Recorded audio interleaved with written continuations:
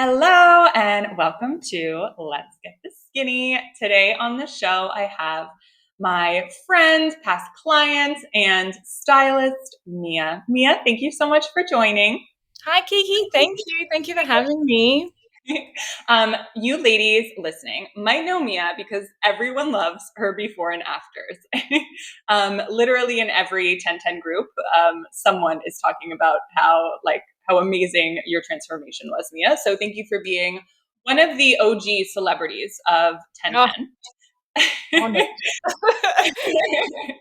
And today we're going to talk, obviously, a little bit about Mia's journey, but also because Mia is a stylist and has been through my program and just really, really gets intuitive eating on such a profound level. We're also going to kind of talk about the intersection of intuitive styling and intuitive eating, if you will. So this will be a really good episode to listen to if you're just interested in, what it might look like to go through 1010, but also if you're interested in tips on how to be the most gorgeous fashionista version of yourself. So, Mia came to me with years of disordered eating in her past, and although she had lived with it for so long, she knew deep down that she was ready to get to the root of the problem and just heal it 100%, along with losing the excess weight that she had actually gained through restricting and dieting. So, Mia, can we start with sort of what you were struggling with? When did it start? What did it look like? Give us a little bit of history and context. Yeah, thanks, Kiki. I think it started about when I was like 10 years old because I was always like a bit of a chubbier kid anyway. And I used to get teased. And I changed schools a lot. And I just noticed that it was really hard to make friends. And I just had these like self beliefs. And then I think it worsened when my dad used to run resorts over in Fiji, and we'd go over on school holidays, and the Fijians, they thought they were being so lovely, but they were saying, they were calling me disroti, and that means like fat or chubby in Fijian. And I was like, why are they calling me that? And then like it just sort of like I started to really believe it myself. I know. And so it's kind of like that kind of stuck with me all through high school, and university. And it got really bad at university because I sort of, it just developed into like purging and things like that. But it just got worse. And the only time that it got a bit better was when I moved. So I did my styling degree, and then I moved to LA to be a stylist over there, which was like amazing. Um, and then I think it was because I like removed myself from my like normal environment and kind of like took on this new identity. And when I came back after my year, like my visa ran up, I was around all the same people again, and the weight came back on. And I also met my husband and like put on weight from being in love and like all that stuff. But have just been then like trying to lose it, probably about 10 kilos or so since then, like my whole life, I feel. And then I just was like, I need some help. And that kind of led me to you. And what made you think that things would either work or be different with me? I know that for a lot of the clients that I attract, it's not necessarily that they love everything about me, but actually part of me triggers them, or part of what I say actually triggers them. But then that also compels them to kind of take action. So I'm curious as to if you completely resonated, or if there was something that was like, like I need to see what this woman is all about. Yeah, 1,000,000%. I was resonating with what you were saying. You were like the only one. And it was funny because I had a call prior to finding you with like, like a fitness girly coach trainer kind of thing. And she was saying to me, I had like a discovery call, and she was like, Mia, you're this many kilos. You should really be having 175 grams of protein every day. She was like saying all this stuff. And she goes, you don't just want to be in a smaller body, do you? And I was thinking, yes, that's exactly what I want to be. I want to be in a smaller body, thanks. Yeah. So I felt like you were the only one that was saying that you could heal your relationship with food, and it's also okay to lose weight. I feel like you either can only heal your relationship with food, but you like have to stay the same weight and just be okay. No one else was saying, oh, you can do that, but you can also lose a couple of kilos as well while you're healing. And like, I just was like, oh, really? That's amazing. Because, Perfect. Fast action pass. It's so funny hearing you say the words like, "Oh, you don't just want to be in a smaller body." I feel like that's so triggering. If you were to, even if I were to use that in marketing, not that I ever have a problem with being triggering in marketing, but why is it that a smaller body is bad, right? It's like God forbid. There's almost this take on like, oh, okay, well, I don't want to get smaller. I want to get stronger, right? And it's like, okay, that's disordered in its own way too, right? And it's just like, okay, you're just disguising the fact that you want to lose weight with, oh no, I just want to be healthy and strong. I'm like, you probably just want to be the best version of you, no? Like, let's all get on the same page here. yeah, you just made me feel that I could be capable of getting there. And I just felt like no one else was saying what you were saying. And also Mm. you loved fashion. So I was like, okay, this is important. Oh, finally, all my thousands spent on my nails. It's also a business expense. Uh, Sure, sure. no, don't worry. I'm not gonna use that as a business expense if my accountant is listening. Um, now, Mia, you were a really lovely client to work with because I think that you fully surrendered to the process very quickly. And I can see when a client, like when it's going to click and when they're going to have success pretty much out the door, like from the get go, Yeah. versus the clients that it's going to take some time. What were some of because I know now you help other women with this, like what were some of whether it was kind of like mental reframes, like shifts, or was it just simply that you decided one day, like, no, I'm going to get back to that identity of, when I was in LA and when I was loving myself and when I was, acting from a place of just prioritizing me. Like, I want to kind of hear more on that because it really was a remarkable case. Like from day one, you were kind of like, okay, let's go. I'm going to do this and I'm going to do it for me. Thank you. I just really wanted to take it seriously. And I just loved the fact that I had you to help me and like keep me accountable. And I think that's why, because I had never gotten help ever before in like 20 years. And so finally I had someone that really understood me. And one of the things I found really hard when I was like when I had all my issues was that I felt so alone. I felt like I was the only person in the world that had a food problem. Like because we don't talk about it.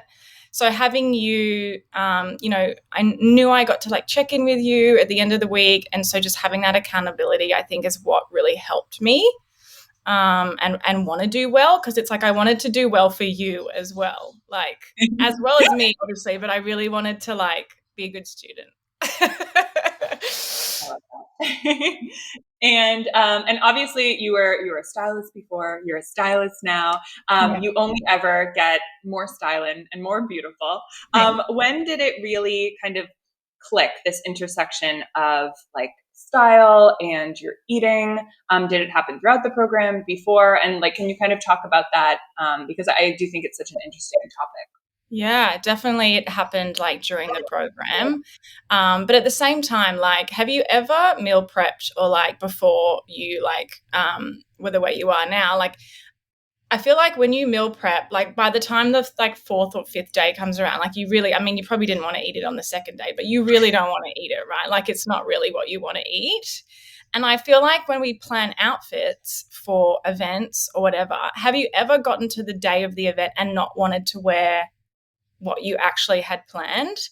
And I think that's because intuitively we are like some days, especially if you have an eclectic style or like a broad palette, like with food, and you like to have a bit of everything, sometimes you might not want to actually wear what you've planned out or the meal that you've planned out or whatever, you know? So I think it's about being really like, intrigued, like in being like curious to be like, okay, well, if I don't feel like wearing this, what do I actually feel like? And sometimes it might be a bit edgier or more feminine. And so if you do have an event, maybe have a backup, just in case you don't want to actually wear it is what you're wearing. But when I really got curious about how like not only feeling clothes, but how I felt once I had them on, and it was I'll just give you a little bit of research. So a study was done like back in like 2012 by these two cognitive psychologists, and they studied a group of people and they gave them all the same white lab coat. And half of them thought they were wearing a doctor's coat, and the other half thought they were wearing like a painter's smock or like an artist's coat. And the group that thought and believed that they were wearing a doctor's coat made significantly less errors. And it's because they sort of took on this identity of someone who was really like attentive and confident. And there was another little study with these kids trying to solve puzzles, and half the kids were in casual clothes and the other half were in their favorite superheroes costume. And the kids that were in the costumes did better because they were taking on these beliefs of these like people they admired and like role models, and it's almost like in sort of adult terms like an alter ego, right? And so that got me like really curious. So when I was healing and when I was in your program, as an example, every time I was like feeling sluggish or maybe a little bit hungover, and my go-to was like old sweatpants, tracksuit pants, like my husband's old t-shirt, that was like kind of like my go-to because I was already like feeling pretty bad about myself. And so those clothes were like a cue to then keep acting in a way that was like an old behavior or a disconnected feeling, or, like I already felt pretty shitty anyway. So like, what did it matter if I overate or like, ignored all the work I had to do, or, it didn't necessarily have to do with food. It was just like our behaviors can really be influenced by the clothes we wear. So I experimented a little bit and started putting on, when I was feeling that way, like bougie pajamas, like satin or silky feminine, like with cute ties. And then I was like, I don't want to eat this hangover food. Like, why would I want to eat this hangover food in this like gorgeous pajama set? Like, no thanks. And it was so fascinating. I was like, okay, there's got to be something here. And that's when I did some research, and it's called enclothed cognition, where the clothes we wear have like symbolic meaning to us. And, you and I could have different symbolic meaning with an outfit. Most people associate a suit with like power and abstract thinking. But some people associate and symbolize a suit with like some sleazy car salesman or whatever, So it's very personal and it's like a very intimate thing. But I think it's just, it's very interesting that, our clothes can affect our behavior. So it's good to be mindful about like how you're showing up and what you're putting on your body. Yeah. And actually, that actually reminds me of, I feel like part of my healing journey, actually, as it relates more to my skin, because I went through a chapter when I had really, really horrible skin. And I talked about this on my podcast before, where it's like so much of the advice is like, okay, no makeup, just like own it, love yourself, whatever. I really did the opposite. For me, I swear I healed my acne by covering it up.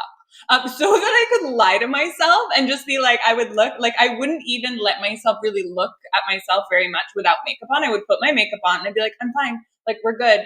And, some might say that, oh no, you're clogging your pores or whatever, right? But for me, it allowed me to not stress about my acne anymore and kind of step into that identity. And I think it's the exact same what you're saying with clothes.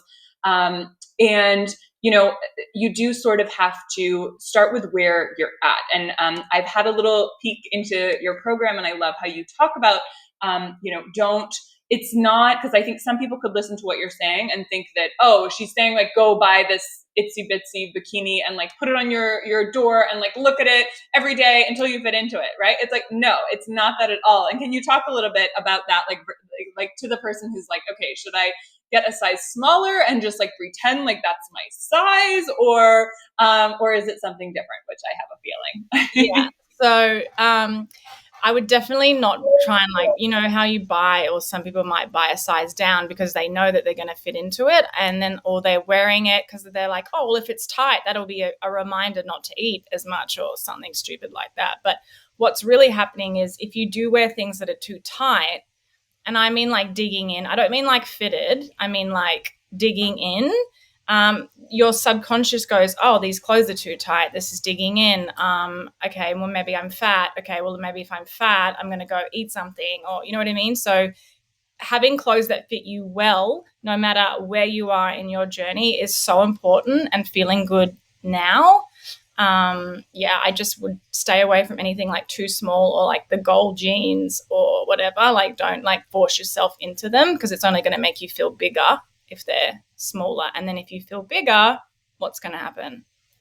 It's so true. And I mean, even I used to be kind of like I would dress up if I was going out or seeing people or whatever. And it's interesting because hearing you talk about it, I am realizing that I have had this sort of natural progression because I work on on my own at home. There is still this energy that shifts when I'm like, no, I'm going to get dressed, I'm going to put on my makeup, and I'm going to look good and feel good for me, right? And I hear all the time clients kind of talking about like, okay, yeah, I'm losing the weight, but sometimes I do catch myself in the mirror and I feel like, oh, like, you know, I'm not there yet, though. I'm not as skinny as I want to be yet. I'm curious as to how you kind of navigated that in terms of, I mean, you were beautiful at every stage and before and after, right? But we all have those moments where it's kind of like, okay, you know, it's working, but also I'm not at my goal. How did you kind of self soothe, or was it simply that you distracted yourself from that? I don't think there's necessarily a right or wrong, but I'm curious as to how you navigated it. Yeah. So do you mean like how I decided what to wear as I was losing weight, that kind of thing? Well, yeah, and the mindset shifts around kind of like, okay, if you were to look in the mirror and be like, oh, like, because oftentimes, you know, going through the process, you feel really good almost immediately, right? It's like, wow, I feel light, I feel skinny, right? But then sometimes you can look in the mirror and be like, oh, I'm not actually as skinny as I feel, right? And so, what would you say to yourself in those moments?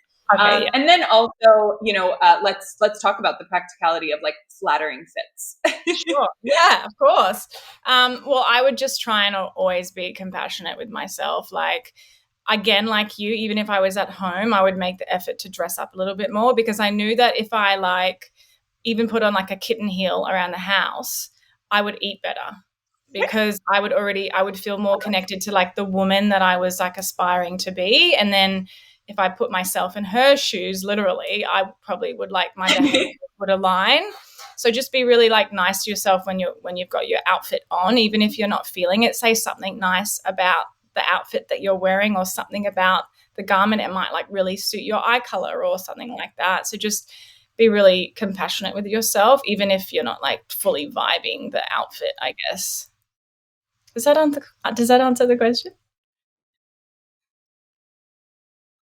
Totally. And let's talk about, and this might be an impossible question to answer because I know we all come in different, you know, shapes. But are there, maybe even just for you or for quite a few of your clients, are there certain, I don't know how to say it, outfits, garments, like styles that you find that are kind of most flattering, or you know, give off the impression of feeling, you know, or looking as good as you feel, aka in a smaller body, God forbid. Yeah, well, definitely. Like there probably will be some things that you'll have to either get taken in or donate or sell, because they'll just end up being too big. But there are certain types of garments that can be really helpful as you're losing weight, and a wrap dress is one of them. And a wrap dress might not be for everybody, but the fact that you can like pull it closed and tie it can be really helpful, because you can always obviously loosen it. Anything with stretch is really good, because even if you are a little bit bigger when you buy it, it kind of like shrinks down with you. Belts that have elastic, things like that. Belts that have no holes in them, just the ones that you can like pierce through, just in case you need to like tighten the belt. But yeah, I would just say wear what you want to now. And even if it gets too big, you can donate it, you can sell it, you can store it. It's not that big of a deal. You know what I mean? So I would just I say, do yeah. always say that it's such a good problem if it's like, oh wow, you wasted your money on clothes that are now too big and now you have to throw them out. Like no one's ever like, oh, this is the worst. My jeans are too big. Like there is something nice about like, okay, and as you said, I'll donate them, I'll give them away. It's not Yeah. the end of the world. Like, I don't think you're going to go into financial despair if you know, have to get a different pair of jeans. Yeah, exactly. Yeah. And let's talk about trends. I feel like I've always been into kind of style and fashion, but I've never really like read the blogs or like known the brands. Everyone thinks I'm, or maybe this is a very, I don't know, big headed of me to say, but people often think that I'm sort of into fashion. But I often get really intimidated because I'm like, oh no, like I literally know nothing. And I don't feel like I follow trends. And it's only just in this past year, maybe because I'm on Instagram too much, that I'll see kind of like, okay, these are the colors for 2025, or, you know, these are the trends.